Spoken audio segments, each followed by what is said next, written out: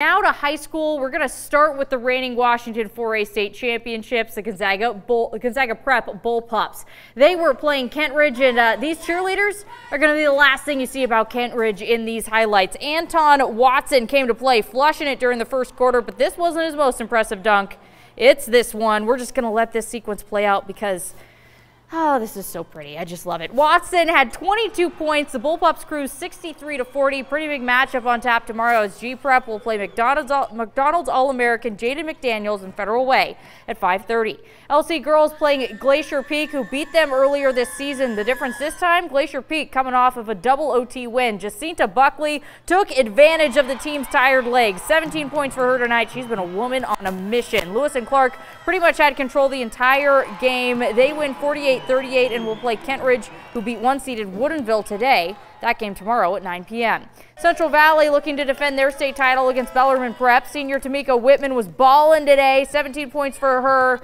And the Bears and B Prep pretty much went step for step in this one, so much so that it came down to the final possession. Bellarmine up by 2, CV ball. Cameron Scaife with not one but 2 shots in the lane, but you can't get either to fall.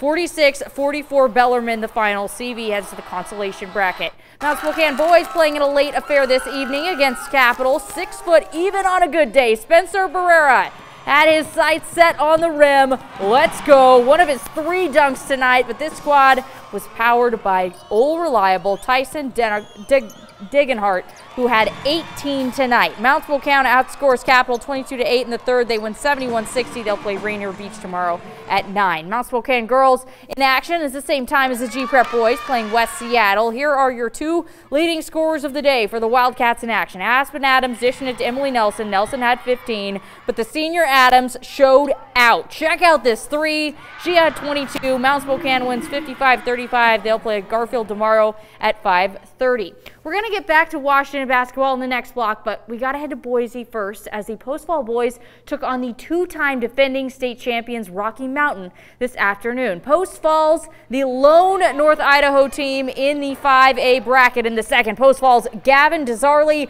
finishing the bucket there. What a dunk. Trojans up 20-16. We move to the fourth. Post Falls just wouldn't go away in this one. Caden McLean with the go-ahead 3 from the wing. 1:45 to go. Post Falls up 54-50 as time expires. So basically this possession for Rocky Mountain doesn't even matter. The 2-time defending state champions go down. Post Falls will take on Madison of Rexburg tomorrow at 6:15.